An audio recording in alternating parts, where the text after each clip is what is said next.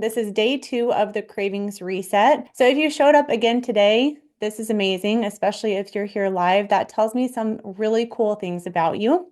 It tells me that you care, first and foremost. You care about your health. You're committed to becoming a better version of yourself.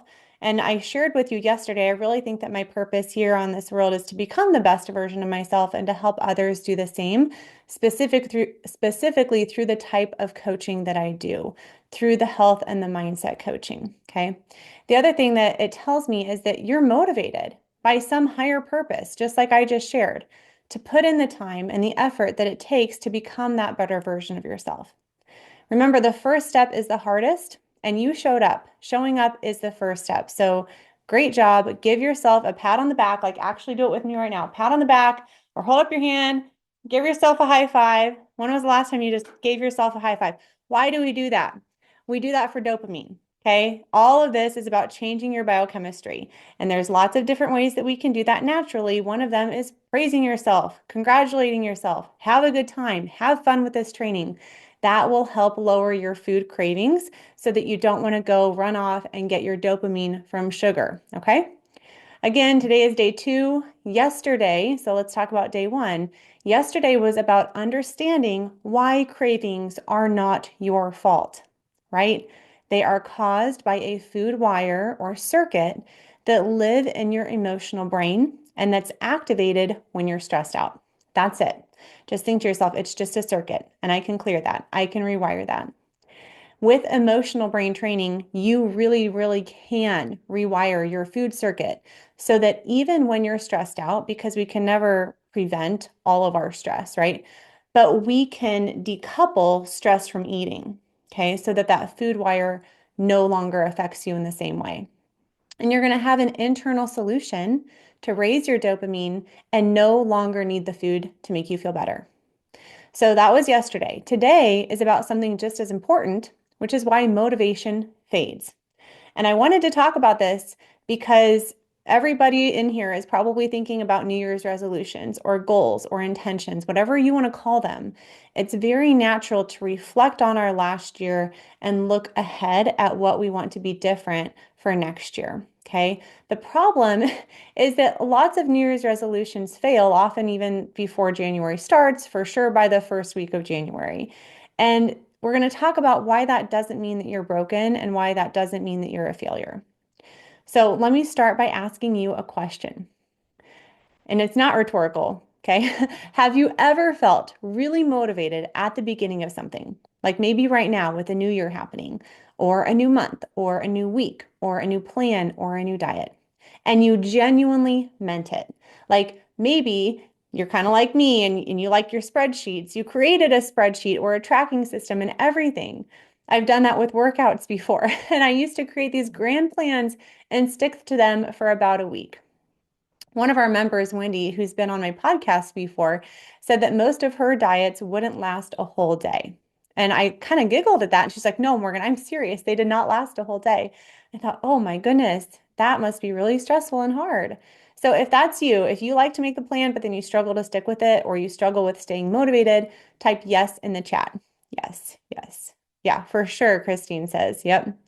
That's very common, and that's why we have this training today, because my guess is you don't need more information. You don't need another book or a podcast. You could probably write your own book with all the information that you know on how to get healthy. The hard part is doing what you know, okay? Because despite our best plans, life happens, doesn't it?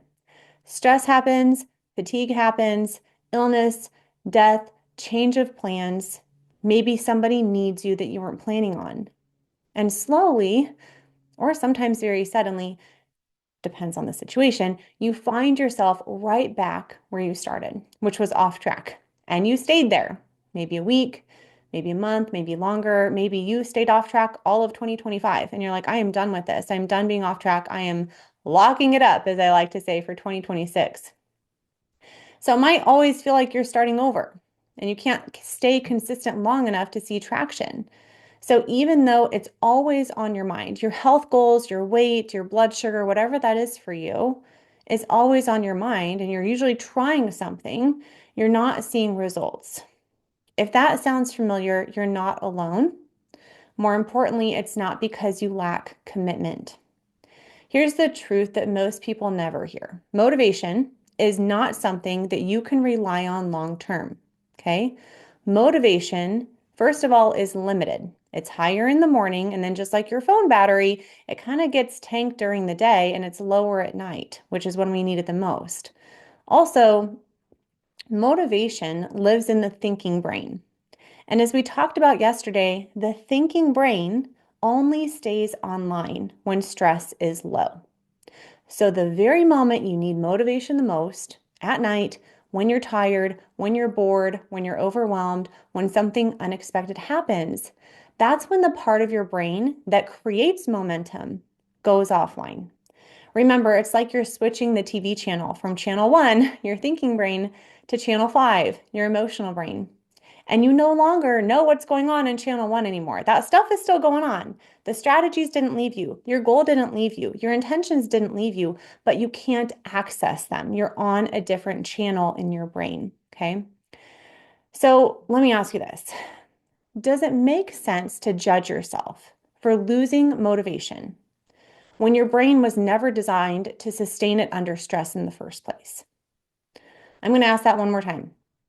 Does it make sense to judge yourself for losing motivation when your brain was never designed to sustain it under stress? Of course not, right? Of course not. And just so you know, judging yourself is actually a sign of being in stress. Okay, so if you struggle with self-judgment, I just want you to just take a moment, take a deep breath, and have lots of compassion for yourself, because that's a really difficult place to live, in self-judgment, in criticism, in shame and guilt and that kind of stuff. Like, you don't have to be there. I like to say you don't have to tolerate a mediocre mood. Okay, there is a lot of hope to change that existence. But most people do. Most people do judge themselves, and they say things like, well, I just need to want it more. I need to get more serious. I need to be more disciplined this time. But if wanting it more worked, it would have worked already.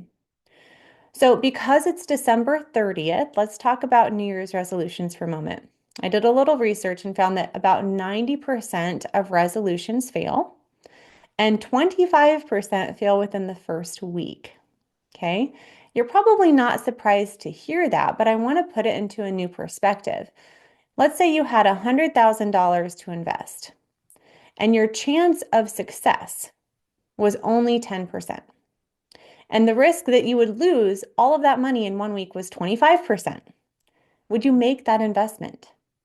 Probably not. It's not a very wise investment. And I want you to know that your time and your energy are your most valuable assets. That is why I don't take for granted that you're here live. That is why I'm bringing you my best, because you're giving me your time and you're giving me your energy. I'm giving you the same in return. Okay. So there's a mutual exchange of value here. What you invest your time and your energy in will determine your life, will determine everything, your results, how you feel, how you show up in the world. So I want you to take your intentions, meaning where you're putting your time and energy, as seriously as you would take investing $100,000. Doesn't it make more sense to spend them on things that are proven to work and guarantee a high return on your investment? I do think so. All right. But we need to kind of consider, okay, well, why are the stats so bad? Why do most New Year's resolutions fail? Because it's really not because people don't care. That's not the issue. It's not that they don't want it badly enough either. I know I have really kind of been hard on myself in the past of like, well, do I really want it? If I really want it, why am I not doing the things that would lead me to this goal? It's a really tough place to be in. They fail for two simple reasons, okay? First, because we try to create behavior change at the most stressful time of the year. Think about it. December and January come with lots of extra plans, usually some high expectations, some family dynamics that might be stressful, maybe some financial stress with inflation going up the roof. Oh my goodness, my husband and I looked at our budget and just the cost of living and how everything has gone up. And we live on a farm. My husband farms. We have 9 like feral cats. I don't even know how many. I think that there's nine. And so we were talking about some ways of, just saving money for the upcoming years. Like, I have an idea. We can get rid of some of these cats. I don't think that we need this many. They don't let us pet them or anything. Like, they just stay outside and do their thing and get crabby if we don't feed them. So that was just funny. But seriously, financial stress is a real thing. Disrupted routines with your travel, or maybe just with being off of work or family being home. And then there's always the pressure to start fresh. And so we ask our brains to suddenly flip a switch and be consistent and disciplined in the most stressful season without the tools to manage the stress. It's not going to work. That's like asking your body to run a marathon on a sprained ankle. And when that doesn't work, you tell yourself to try harder, even though you trained on a bike and never once practiced running. Okay. So the problem isn't effort, it is timing and sequence and using the wrong tools for the job. That's kind of where the cycling versus running aspect comes in. So that's going to bring us to the second reason that resolutions usually fail. Okay, we're trying to change behavior using only thinking brain strategies. So we touched on this yesterday, but I wanted to go a little bit more in depth. So when you make an exercise plan or a meal plan, when you track your food, all of those things rely on you being in your thinking brain. Okay, but the stress that sabotages those plans lives in the emotional brain. So we need emotional brain tools to treat the stress. That's why most people say they're going to get up and work out in the morning, but then they don't because it's stressful to get out of bed and they don't know how to overcome the stress. They don't know how to overcome that mental resistance. They say things like they're going to track their food and then they don't. Not because they don't care enough, not because they're not disciplined enough, but because tracking can be stressful and they don't know how to overcome the stress. They say they aren't having dessert after dinner, but then they do because it's stressful to see someone else have it or to deal with that peer pressure of people food pushing on you. That's huge this time of year.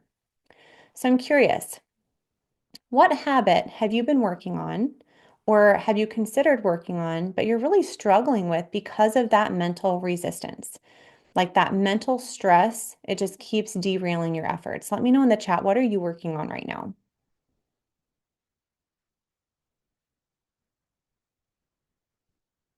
I'll give you guys a minute to reflect and think and type it in the chat. Yeah, Jenny, tracking food. Hi, Jenny, by the way.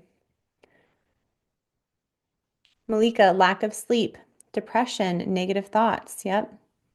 Tracking food, exercising, sugar, exercise, grabbing something sweet in the evening, Kim says. Donna, emotional eating, blood sugar, weight control. Christine's trying to build a habit of regular walking. Definitely tracking food. Kind of, Gail said pretty much eating healthy when others around me aren't, like sugar. Liz is a lack of sleep. Yeah, ADHD, no consistency. It's a shared experience we have here, guys. We're all working on something. Everyone's working on something and everyone's facing resistance. Okay.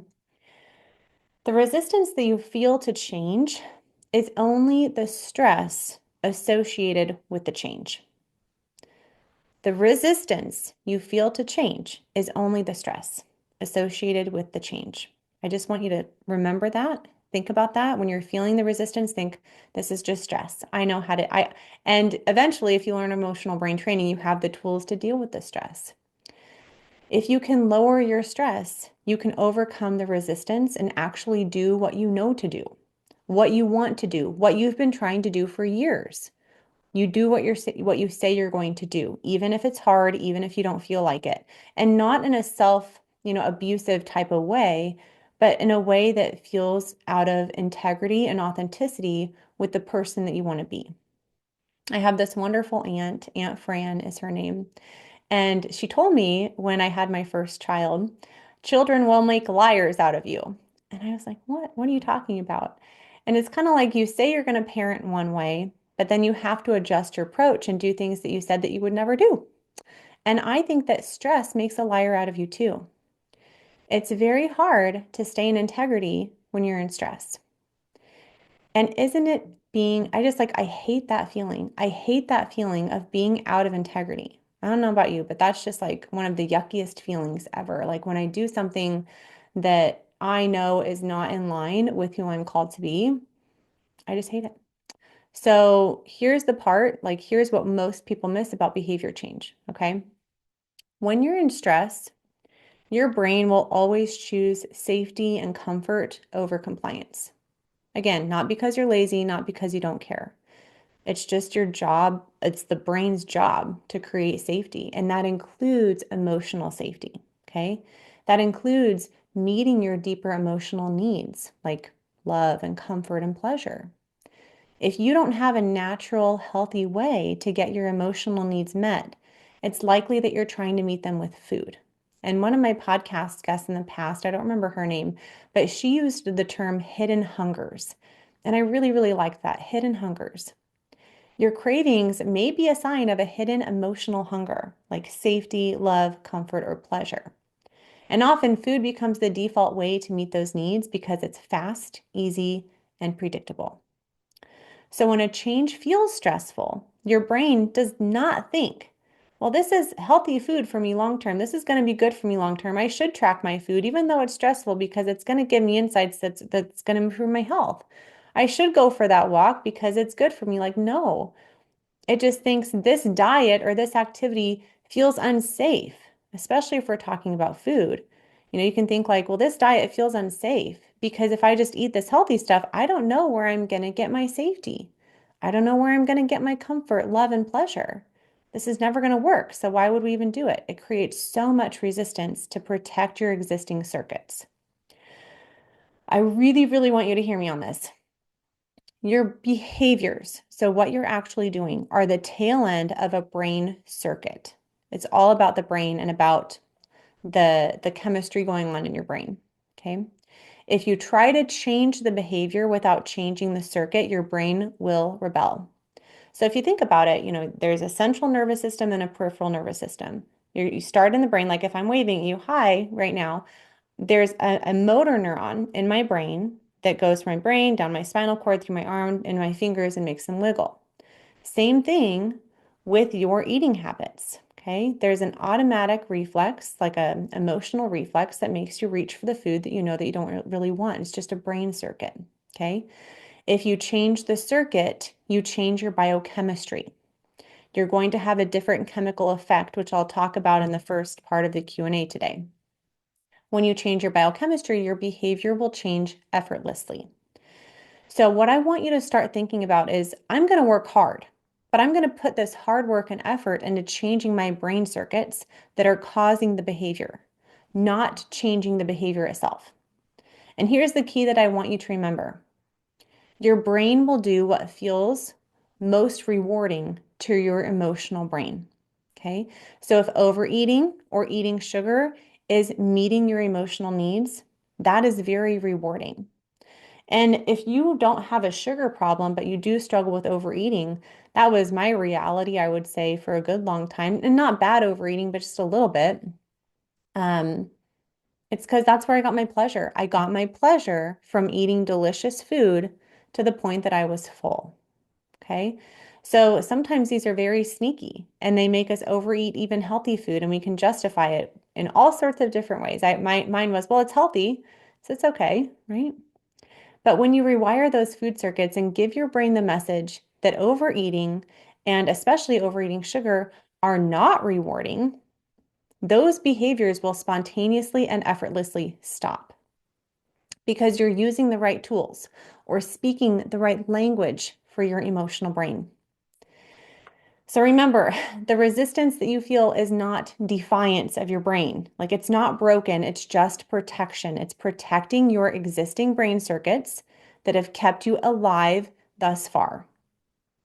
But there's a difference between living and thriving.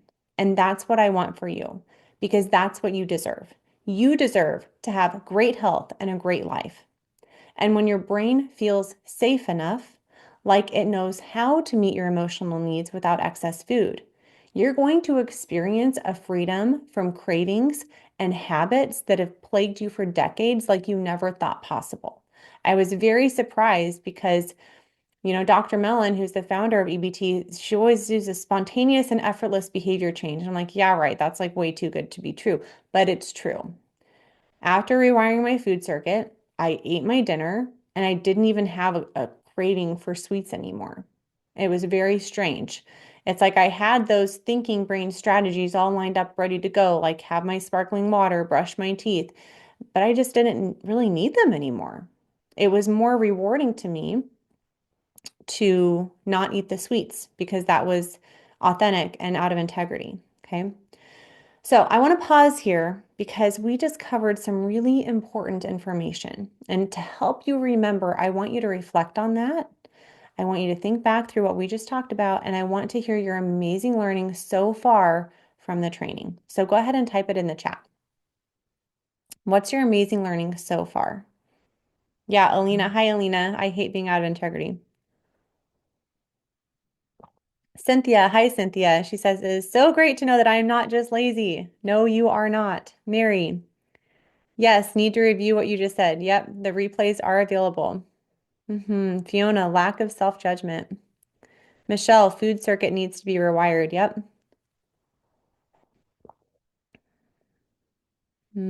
That I could be free from the huge resistance struggle. Margie, wow, put the effort into rewiring the circuit, not changing the behavior. Yeah. hmm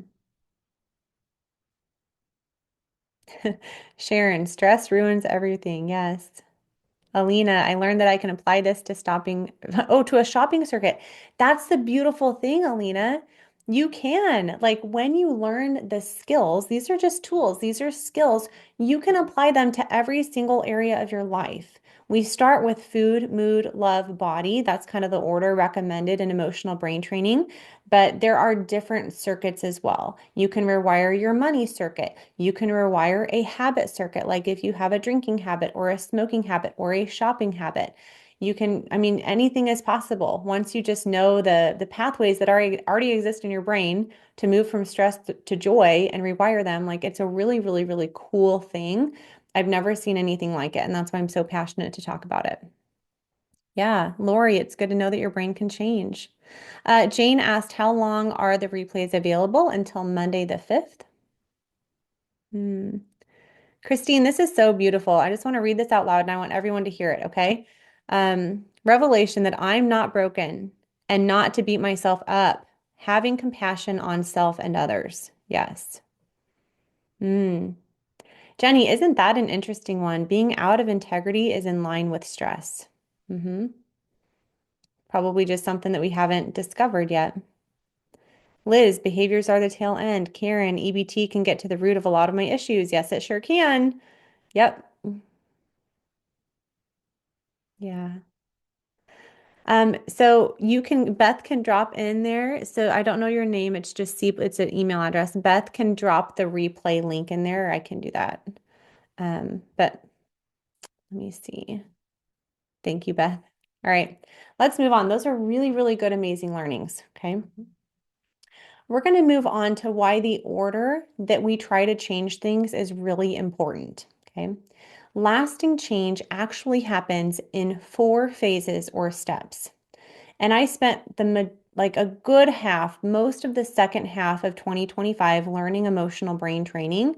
And once I know better, I have to do better. So we've redesigned our entire Zivley program to make it even more effective. So we've kind of redone the phases and we're lengthening the program and kind of changing where we're putting information to model how do we get people better results faster. It's like a question that I'm obsessed with. Okay. So, phase one to behavior change, lasting behavior change, is self regulation. And this is about calming the stress response using emotional brain training tools so that your thinking brain can stay online more of the time. Okay. So we're using stress to create joy. We can't avoid the stress, but we can work our way through it and create joy. And even a spark of joy will raise your brain state. Okay. So when you do get stressed out, because it's going to happen, you're going to have the tools and skills to spiral up out of the stress, not down into self-destructive behaviors. Once you have more self-agency, I love that word. I don't know why, but I love that word, self-agency. And that means that you can stay in your thinking brain more of the time and control your actions. Everything else is going to get easier.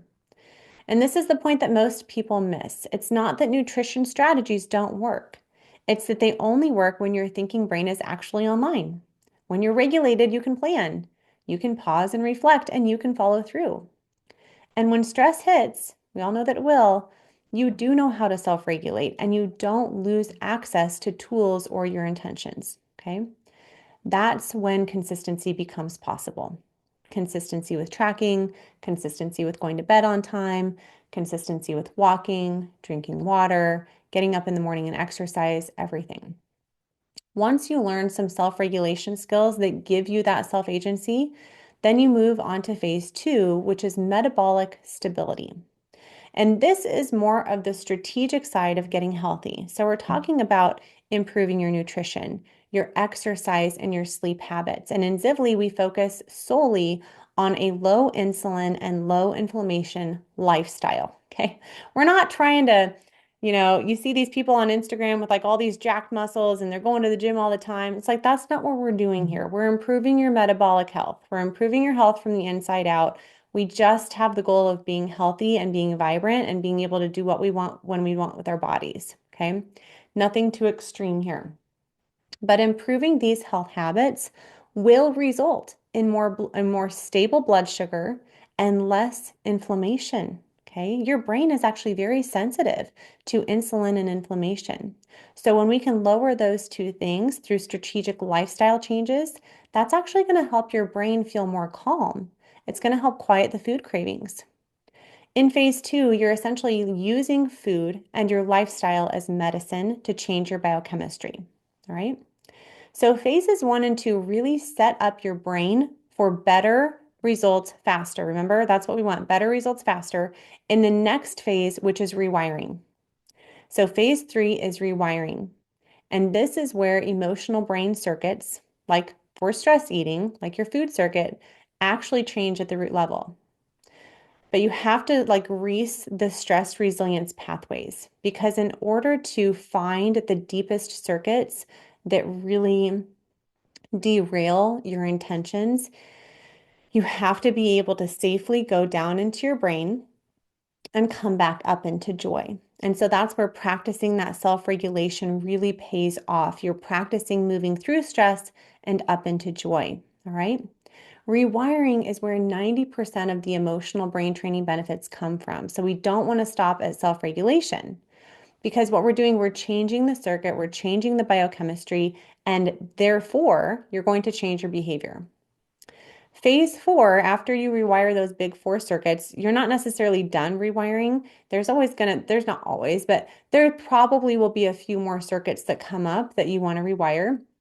But now we're getting into strengthening your joy circuits, okay? So if you think of your brain like a fixer-upper house, I want you to consider phases 1 through 3. So the self-regulation, the metabolic stability, and the rewiring as the repair work, all right? Phase 4 is the rebuilding work. And this is where you build joy circuits and stress resilience so that you're in joy most of the time. I know that if you're in a very deep brain state, that might feel totally unrealistic, but I promise it is possible for you. Okay. This is what we call being wired at 1 or wired for joy. And the goal is to train your brain and body to recover from stress faster, to stay in a better biochemical state, and give those old stress-based food wires less opportunity to reactivate because you just have less stress in general. Okay, so take that in. The 4 things that we just talked about, the 4 phases, are self-regulation, metabolic stability, rewiring, and strengthening your joy circuits.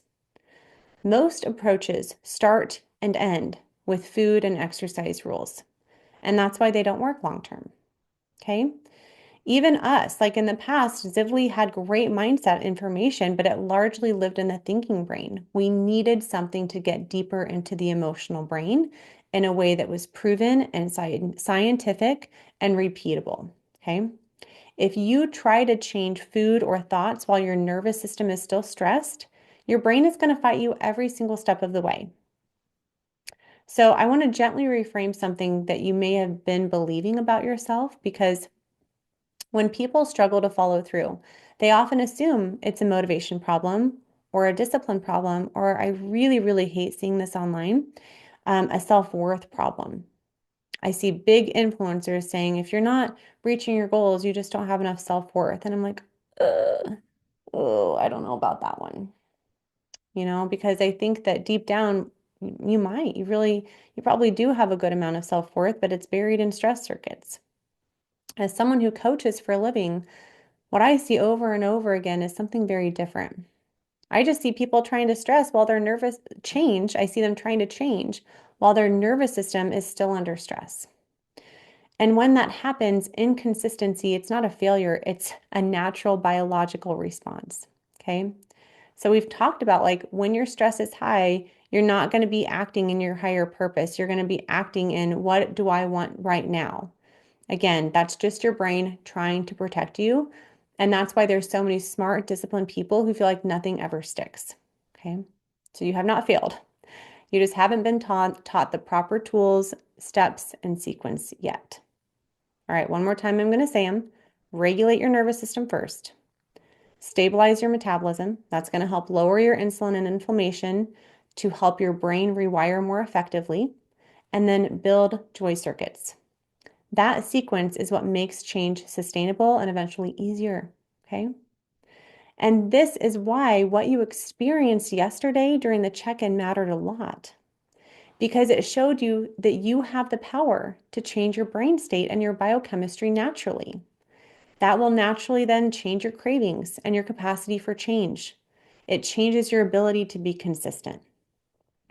So today I want to build on that just a little bit. We're going to do another brief check-in together, but this time I want you to remember, as you go through, you have the power to do this anytime, anywhere. You can check in with yourself anytime, anywhere. It will change your biochemistry and calm your cravings. This is especially great to do right before you eat. Okay, change your biochemistry right before you eat. Calm your nervous system down. Man, I think that's so powerful, and you're probably going to be less likely to overeat. During this check-in, I'm also going to include a little bit of an imagine. So just allow your mind to sink into it. Try to feel it viscerally and enjoy. Okay? So if you will, please turn your attention to your body and your breathing. Breathe in through your nose, out through your mouth, or in any way that feels really comforting and comfortable for you.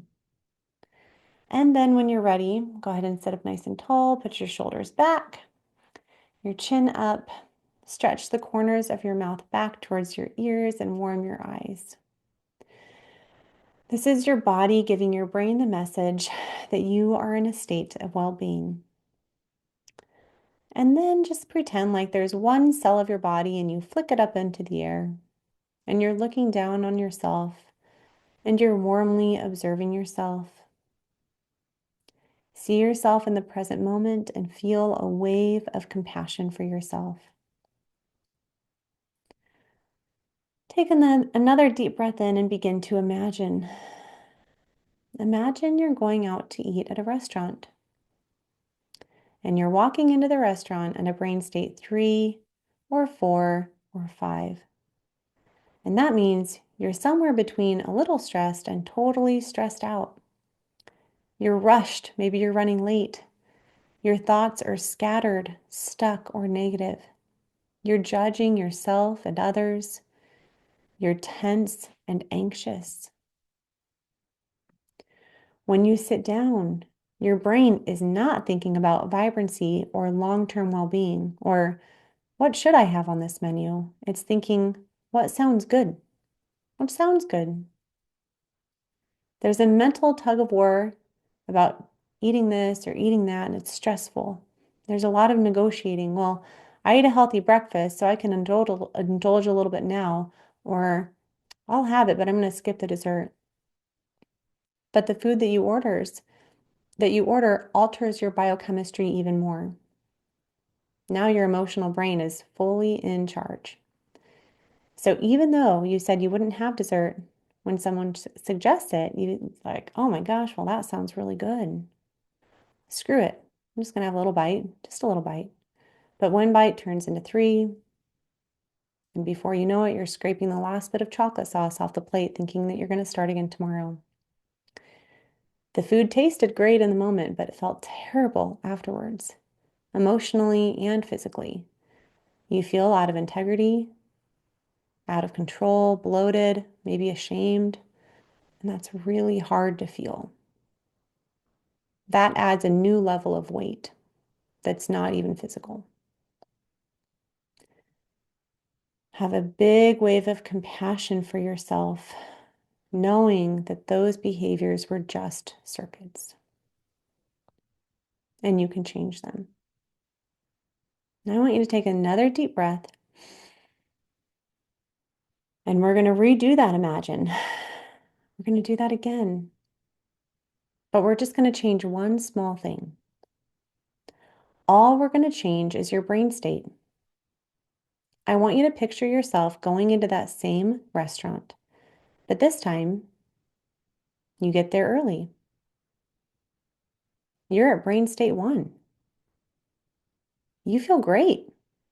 You feel calm. You feel present and grounded. You're eating with a higher purpose in mind, like vibrancy, healthy with a zest for life, or integrity, doing the right thing, or freedom, a life of joy and purpose, free from food cravings and blood sugar swings. You're feeling so good because you've rewired your food circuit. So overeating is now out of integrity and no longer feels authentic to you. Eating healthy is more rewarding than being out of integrity. Your brain no longer needs the food for safety, love, comfort, or pleasure because you now have an internal solution. While the food tastes good and you really do enjoy it because it's pleasurable, overeating and that feeling of being really full is not pleasurable. So you don't do it. You stop when you're satisfied, not stuffed. You actually surprise yourself by leaving some food on the plate, something that you would have never done in the past. When someone suggests dessert, you sense a bit of stress. You're like, oh, dessert. So you pause for a moment. You're aware because you're at brain state 1. You're aware of your body and how it's feeling, and you sense that little bit of stress. And you just check in with yourself. And you realize you don't need it and you don't want it. Not because you're being good or restricting yourself, but because you know it would lower your brain state and trigger cravings. And right now, in this moment, nothing is more important than staying at a high brain state so that you can make aligned choices. So after that brief check-in, you say, I'm good. Go for it if you want it, but I'm good. And you genuinely mean it. There's no feeling of deprivation. You know that you could have it, you're just choosing not to. Maybe you have a little bit of healthy self-pride and a surprise at how easy and enjoyable it was to finally go out to eat, stop when you were satisfied, not have dessert, not feel restricted, not feel stressed that you have to track every little bite.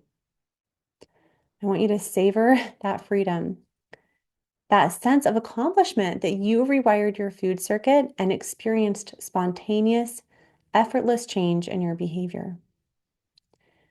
Now, having experienced that, imagine, take another deep breath. Come back to the present moment and ask yourself, oh, what's my number? Where am I at right now today? What's my brain state right now? Am I at a 1, feeling great, present with a glow? 2, feeling good and present but no glow? 3, a little stressed? 4, definitely stressed? Or 5, stressed out? Take all the time you need. Last, I want you to be aware of the safe place within you, your sanctuary, where you have an abundance of peace and power. And appreciate your amazing capacity for love, compassion, and ultimately joy. Please take a moment to deepen that secure connection to yourself.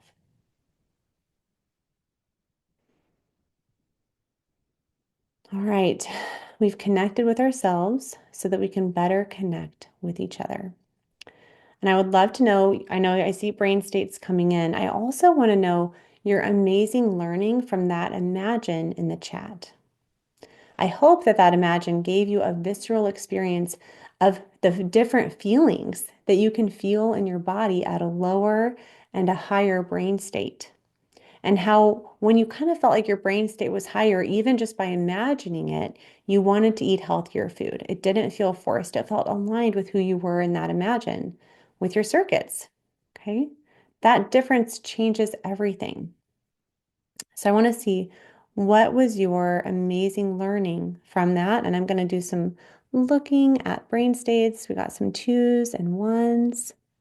Great. There's no bad brain state. Hmm. Liz, that's great. She said 3, but raised from 4. She's also sick. Oh, I'm glad that this allowed you to feel better. Cynthia's at a 5. Cynthia, if you want some coaching, we can do that today. Would you like that, Cynthia? You don't have to, but yeah, okay. Oh, Mary, great. Mary said it was great. 3 exclamation marks. Yeah, would have never thought of going out to eat like that. Great, Jenny. Jenny said, what a different way of thinking about eating out. Wow. Michelle's at a 3. We have a 2. Debbie said, I'd love to enjoy a dinner out like that last one. Hi, Rebecca. Rebecca's at a 2. Thanks, Melody. Melody said, brilliant reframe. Yeah, Lori, you're right. I heard that prepping mentally before you are faced with the situation helps diffuse the stress situation. Yep. And then C. White, Cynthia is at a 5. Beth, just take a note of that. And if there's time for coaching, we can definitely get to that as well. So 2 Cynthias might need coaching today. Good. So just remember, guys, we don't change eating behavior for good by white knuckling or willpower. Okay? We change eating behavior by changing your brain state and ultimately rewiring your food circuits. Now, that metabolic stability is still really important. You still need a solid strategy that works for you. There's a lot of misinformation online. It needs to be a personalized plan. It can't be some cookie cutter approach. But this is why brain state matters a lot more than motivation. When your brain state is higher, your thinking brain stays online. You can work through the stress without shutting down. When your brain state is lower, often even simple strategies feel overwhelming, right? Like, tracking your food isn't that hard. You can figure it out, but it feels kind of hard and overwhelming. Okay. So, your brain state is what determines consistency, not how much you know, not how much you care, not how much self worth you have. Because hear this, you are worthy of all the goodness and love that this life has to offer. And most importantly, you are worthy of your own time and your own energy and your own love just as much as you give it to everyone else in your life. Okay. Remember, when the emotional brain is stressed, it's really hard to change behavior. When I was sharing this information with my team and kind of saying, hey, I've learned some really cool information. Unfortunately, it means it's going to be a lot of work on our end to kind of revamp our program. And Kendra, our customer service manager, came up with this really great analogy. And, she said, like, when you're piling on more information on an already stressed out brain, it's like pouring gasoline on a fire. But self-regulation is the water. It's going to quiet that stress so that change can actually happen. I love that. So if you layer strategies like nutrition strategies, exercise recommendations on top of a stressed brain state, your brain is going to fight you every single step of the way. I'm guessing that this is like ringing very true in your body. It did for me when I learned about it. But when stress comes down first, when self-regulation comes first, you have more capacity for change. Okay. So in this upcoming Zivley program, we start next Wednesday is the cohort. We run it twice a year. I think the first 2 weeks is all about self-regulation. So we're really going to practice those tools before we get into any of the strategy stuff. And I think it's just a nice, easy, gentle way to approach things. Okay. So we're going to get into some Q&A and coaching. And tomorrow I'm going to show you what it actually looks like to build change in that right sequence for the best results, okay, in those 4 phases, right? We're not going to be asking more of you. You're just going to help your brain stay at a higher state more of the time, okay? And then that change is going to become part of who you naturally are. So before we wrap up and get to the Q&A, one more time, I want to hear what's your most amazing learning from this session? Was it realizing that motivation isn't reliable because you need your thinking brain for that? Is it that follow through depends on brain state, or trying harder under stress usually backfires? Type your biggest takeaway in the chat. And just remember that nothing you're learning here requires any action. Okay, we're just building awareness and compassion and hope. There's nothing to do.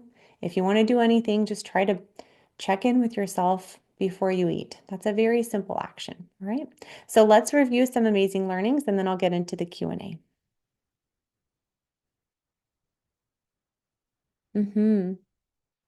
Cynthia learned the idea that growing better is stressful. Yep.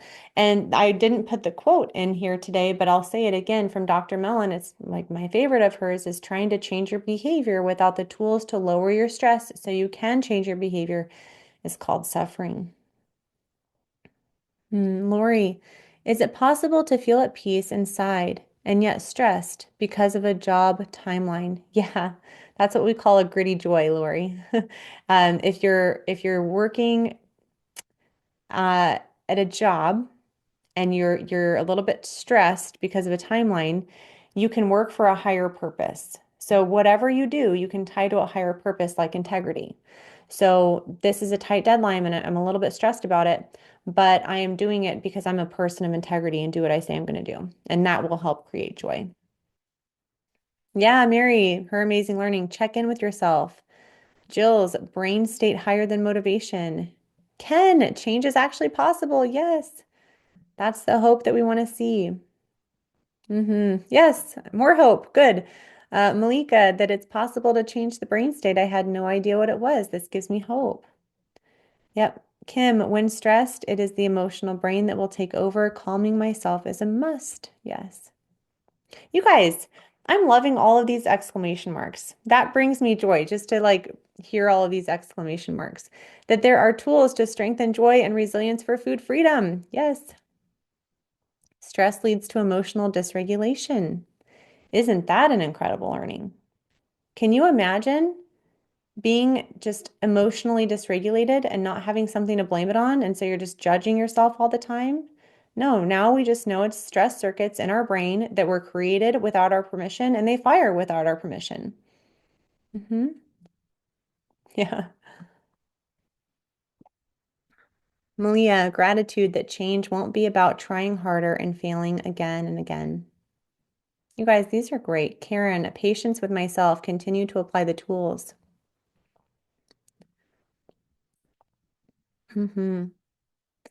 Yeah, oh, I think it's just Melka. In Buddhism, there is blessing the food and eating food with gratitude. You can find that in pretty much any major religion, like pray before you eat. It's an interesting thing when you think about it from a nervous system standpoint. Like, yeah, that's going to calm the nervous system down. Liz, what is the difference between joy and happiness? Happiness is fleeting.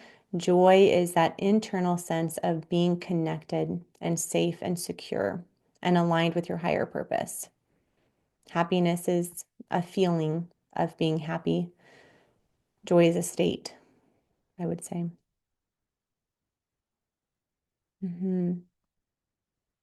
Christine, so much learning. Love hearing about integrity. In the past, I have said how I am representing myself in this, that, another situation. Yeah. How am I representing myself? Yep.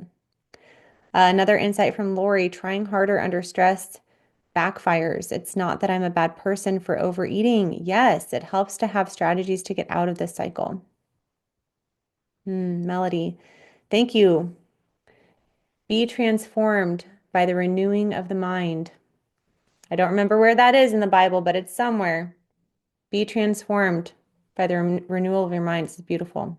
Okay, we're going to get to the Q&A. Yes, you are so welcome, Kate. I'm glad that you're here. There's just a couple very simple slides that I'm going to share regarding the Q&A from the 8 chemicals, and then we're going to get to coaching Cynthia, perhaps Cynthia's, depending on if the other Cynthia wants it. All right. These are the slides. And by the way, the transcript is going to be available, the chat file will be available, and then the slides that I'm showing you right now will also be available on the replay page in case you wanted future access to them. Okay. So chemical, right? I say chemical because there are some hormones on this list and there are some neurotransmitters on this list, all right? So I just say chemical, so it's all encompassing. GLP-1 is this is the chemical at the top. This is the weight related function. This is what happens in stress, and it's, does it cause weight gain? Yes, yes, yes. All the way down the board, yes. GLP-1 signals fullness and it slows stomach emptying. When you're stressed out, it goes down. I think that's why there's such a mass drive for like Ozempic and Wegovy and these GLP-1 agonist drugs is what they're called, is because everyone is very stressed. So everyone really does probably have low GLP-1, but there's a way to raise it naturally if people so choose, and that's through some certain dietary changes, but then also lowering your stress. PYY is similar to GLP-1. It's a fullness signal. It lowers your appetite. When you're stressed out, it's going to go down, so you'll feel more hungry. Ghrelin is your hunger hormone. It increases your appetite. It goes up in stress. Leptin signals fat burning. It goes down, so you'll burn less fat when you're stressed out. Cortisol is a stress hormone. It actually contributes to carb cravings and preferentially makes you store belly fat. That's going to be increased, of course, in times of stress. This has a really important implication for your blood sugars too, because when cortisol goes up, if you think about it, from way back in the day, you had to fight or flee like an animal or somebody attacking you if you were stressed out. We didn't have like emails or text messages that stressed us out. So your body releases glucose into your bloodstream when cortisol goes up to provide energy to your muscles. Glucose is a form of energy to fight or flee that stressor. But in modern society, most of our stressors are not physical, they're mental and emotional. And so that glucose is not pulled into the muscles and out of the bloodstream by muscle demand. So instead, more insulin has to be released. And over time, more and more insulin released will lead to something called insulin resistance, which is how I got started in all this stuff in the first place. I'm very interested in insulin resistance because that's really a root cause of like diabetes, heart disease, dementia, osteoarthritis, everything I saw in geriatric PT. Okay. So insulin, we're also going to see increased. And then that's also known as your fat storage hormone, fat creation and storage hormone. It increases hunger. So your fat creation, your fat storage, and your hunger all go up. Dopamine is your feel-good chemical, makes you happy. Serotonin is a calming chemical. It reduces your appetite. Both of those go down. I think that there's a lot of truth and that people who struggle with weight issues, just from a population data analysis, are more likely to struggle with depression and anxiety. And I think that there's a really big chemical link here if we're looking at it. They might have lower levels of dopamine and serotonin because of the chronic stress. Okay. Now, when we combine Zivli, which is our lifestyle medicine program, and EBT, everything kind of normalizes. I won't go through them one by one again, but just know it affects all of those 8 chemicals. So unlike GLP-1s that just affect the top one, but don't really do much directly for these other ones, when you use a more natural approach, you really will see just overall better biochemistry in your body. Okay. Next, I'm going to go to our Q&A doc, answer any questions from today. Thank you, Beth. Beth said all questions answered with a smiley face. Okay. All right. So Cynthia, hey, Merry Christmas. First of all, I would love to know, are you comfortable with this being recorded or would you like me to stop the recording? Either I'm is fine. comfortable. Okay. And is it okay if it goes on the podcast and YouTube? Uh, I look like crap. Yeah, Okay. Awesome. anything that can help anybody else and myself. I mean, Okay, great. Okay, and if you want to turn I think you look great. I think that doesn't matter at all. But if you're more comfortable turning your camera off, you sure can. Sometimes cameras no, don't work. It's so good to see you. you too.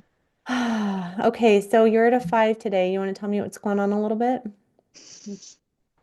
Um, my issue is safety. Okay. Um, I don't feel safe a lot of time, and I struggle with anxiety, depression, and PTSD. Hmm. And I don't. I mention that because a lot of times I get anxious. Nowadays, I just get anxious going anywhere, doing anything. Just clicking on this program yesterday, I almost didn't because of the anxiety that rose. I Hmm. can't go to my church, and I have realized that in the last few months. Um, so I started working on my stressors, 86 and people out of my life. I don't know if that makes any sense right now after finding out what you've been talking about, but trying to get the stressors down. Hmm. But it seems like, you get rid of some, other ones come in. Hmm. And, but listen to you talk, I realize that I just don't feel safe a lot of places, Yeah. and like I said, I've been working on the stress, but I don't know what to do when the stress happens. Okay. Because it's in my life most of the time. And I do realize that it is caused by my past, Hmm. and all the things that have happened to me. And that trust isn't there. Even when I try trusting God, that calms me for a bit, or television, but Hmm. it just keeps coming back and I don't have any answers. Yeah. Well, let's start. And you were here yesterday were you here all the way through the end when we did the Oh, brain yes. I've told Oh, with? yes. Okay. Are you feeling drawn to start there with me? Yes. Okay. So I want you to just relax, close your eyes, and just repeat after yourself, either silently or aloud. Do not judge. Minimize harm. Know it will pass. Do not judge, minimize harm. Know it will pass. And do that as many times as you need to until you feel calmer and more connected and ready for more. And then let me know. Not judge, minimize harm. This too shall pass. Not judge, minimize harm. This too shall pass. Do not judge, minimize harm. This too shall pass. Oh, I'm applying it to different Mm. places. That's perfect. You take all And the time that you need. yeah, do not judge, minimize harm. This too shall pass. You're right. I'm applying it to different places and people and situations. And I guess that's what happens. I judge it, Hmm. you know, and there isn't any harm in those places or minimize harm. You know, I've survived everything and Hmm. this too shall pass. Hmm. Yeah, it always does. It always does. All right. Great. So considering the next lead in is going to be considering everything that is stressing me out right now, it's reasonable that I would be stressed. So we're going to do that in two parts. Considering that, and then just go ahead and list what you're comfortable with. What's causing this lack of safety and this anxiety and this fear? Considering that,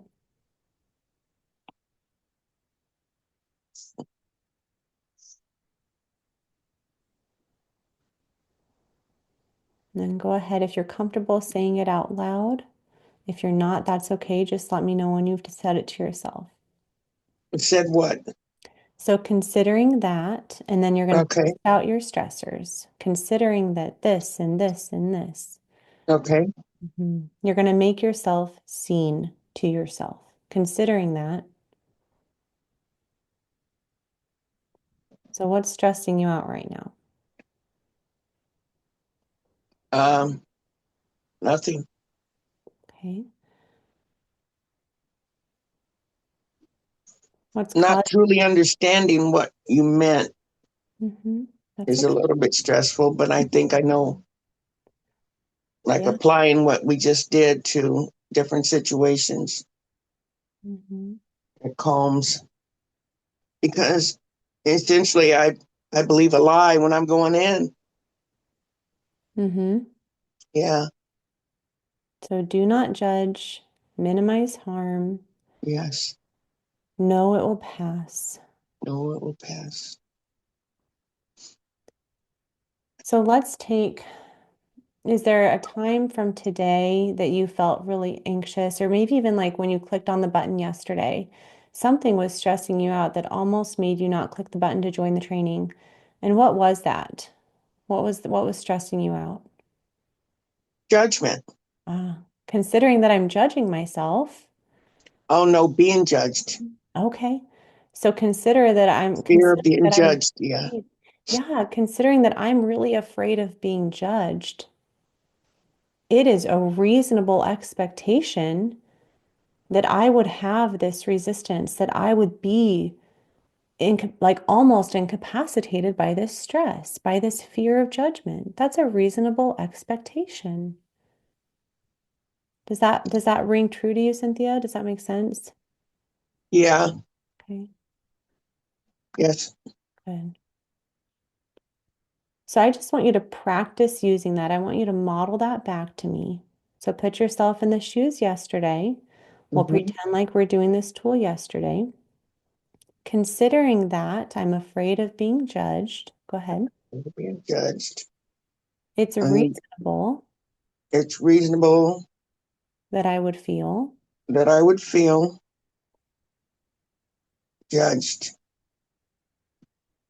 yeah, resistance to joining, hesitation, procrastination, maybe.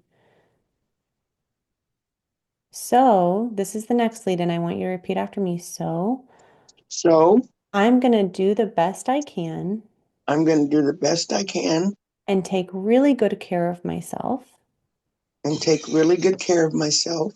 And then state the actions that are really nurturing to you. And uh, Really, actions that are really nurturing. Oh, really responsive and nurturing to where you were in that moment when you were afraid of being judged. What I are, don't know. I thought it was more important to click on than to not. mm-hmm, That's how I usually do. And then I felt safe, I stayed. wonderful. So I'm going to do the best I can and take really good care of myself. I'm gonna do the And best I can and really take care of myself. I'm And going to join the training. I'm gonna join the training. I'm going to give myself grace. I'm gonna give myself grace And I'm going to give myself permission to leave anytime I don't feel safe. and give myself permission to leave anytime I don't feel safe. Okay. Yeah. See Yeah. that? Okay. Yeah.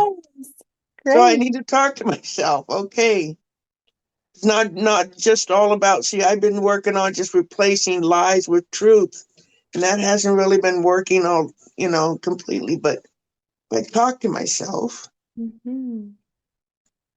So the next lead in this tool, Cynthia, is, and let's do this one as in present moment, okay? Okay. I expect myself to do the best I can to. I expect myself to do the best I can to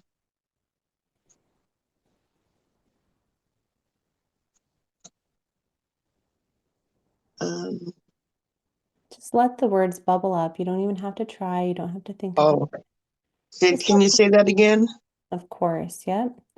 And then, so you'll state the lead in and then just pause. I expect myself to do the best I can to. I expect myself to do the best I can to enjoy my life, Mm, not be wrapped up in stress, fear, and hmm. enjoy the love and peace and grace that is available to me. My positive, powerful thought is, so about that action, enjoying my life, not being weighed down by my stress and fear. My positive, powerful thought is, and as you learn emotional brain training, you're going to get used to what these are.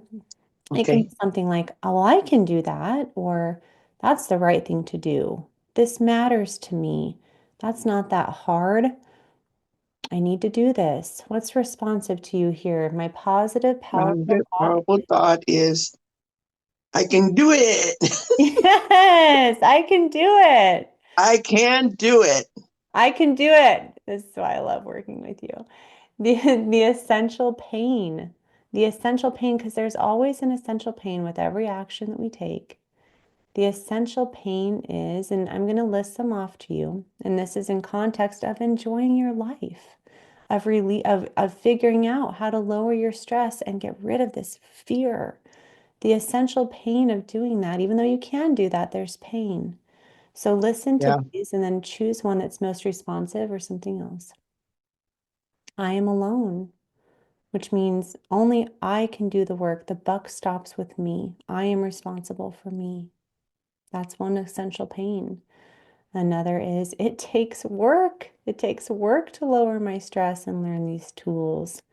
Another can be I'm not perfect. I can do my best, but I'm not perfect. I must give. Maybe I have to give to myself. Some people might reject me. I must receive.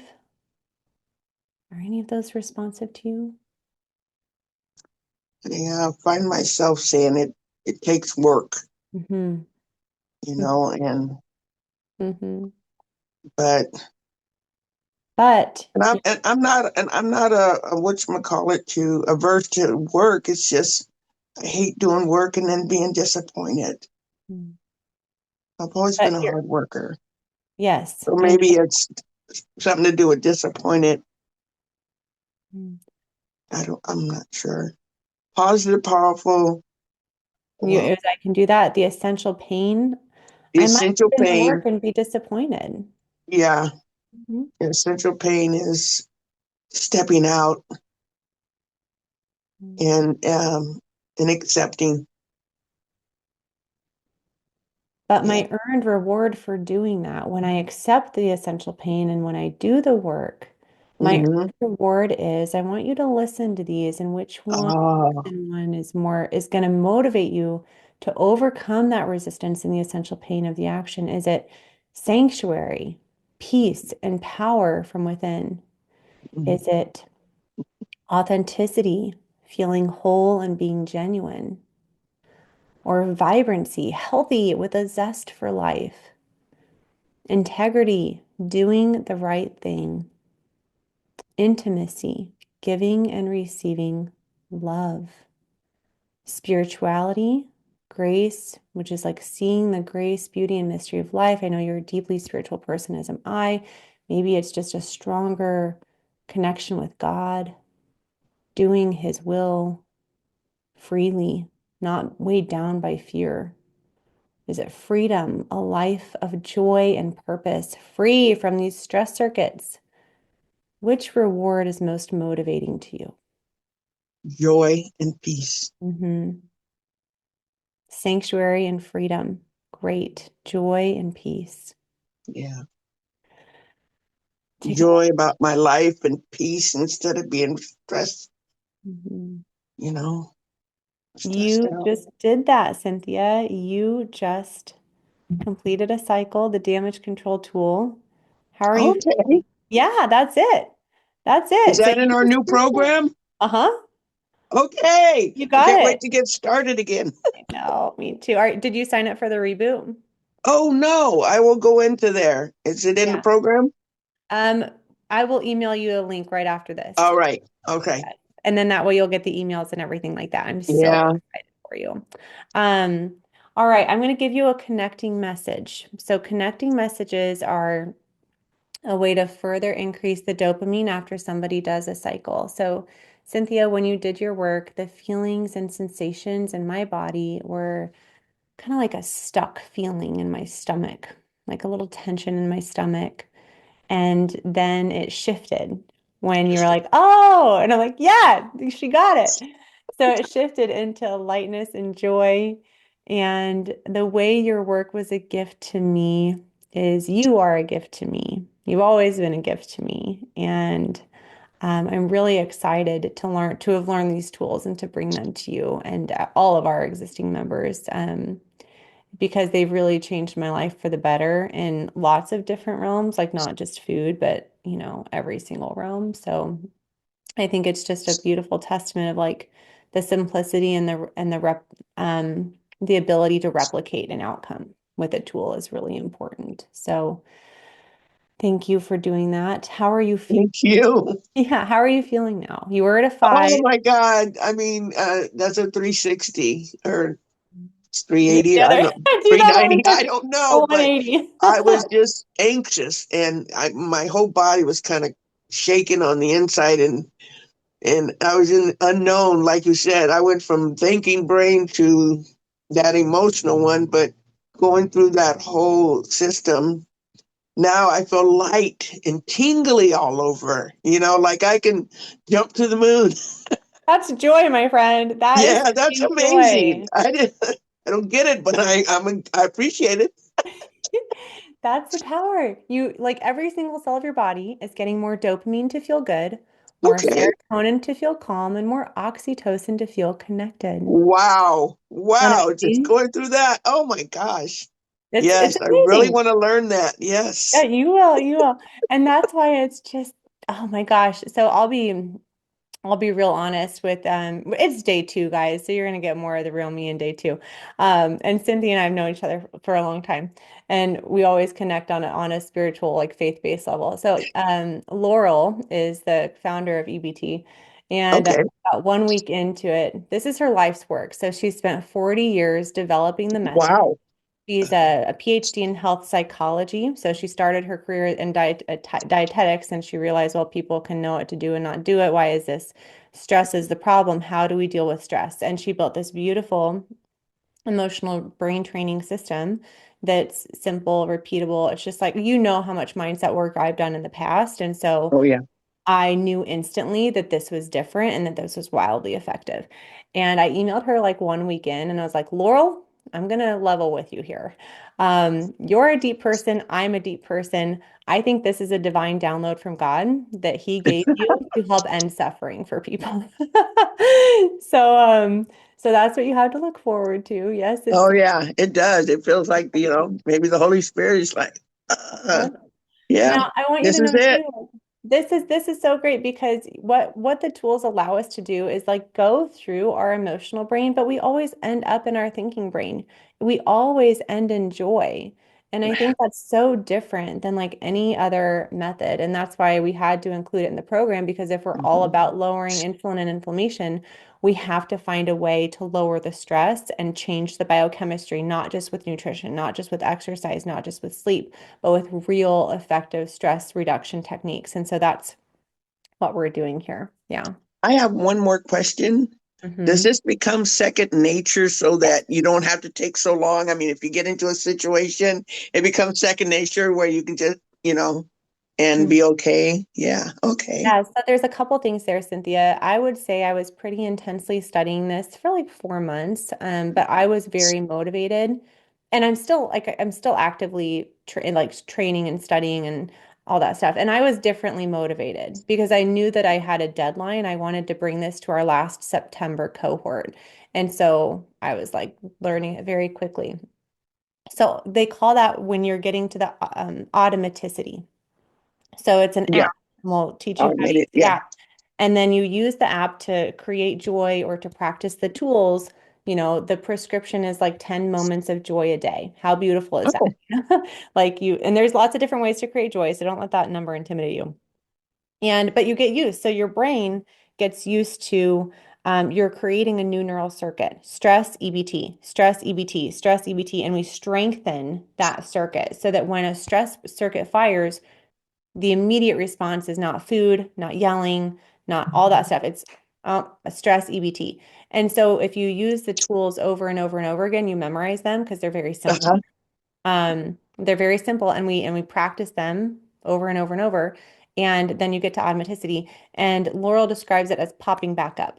So you don't even always have to like use the tool. Sometimes you just pop back up into joy. Often I will just accept the essential pain now and name my earned reward. Oh, Ah, the essential pain, I have to get out of bed, my earned reward, integrity. All right, let's get up and work out. So there's different ways, and you're just gonna love it. You're gonna love I it so am. much because I know you're such a hard worker, and I'm really, really glad that you're doing the reboot. Thank you. Of course, yeah. So someone said, I'm not a religious person. How much is God in this program? None.